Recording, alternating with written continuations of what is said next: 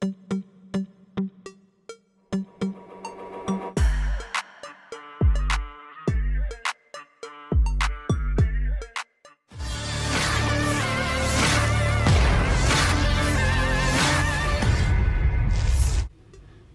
Sabtu 17 Februari 2024, sebuah video ramai dibicarakan warganet di media sosial X.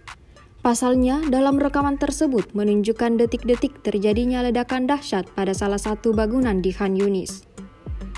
Tentara Israel dari pejuang tim tempur Brigade 646 mengidentifikasi dua pengamat musuh yang beroperasi di area dekat mereka.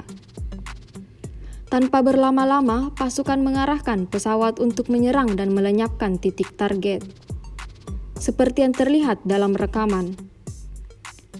Saat setelah bom dijatuhkan, ledakan dahsyat membakar habis bangunan yang diidentifikasi. Hingga video ini beredar, beragam komentar dituliskan warganet.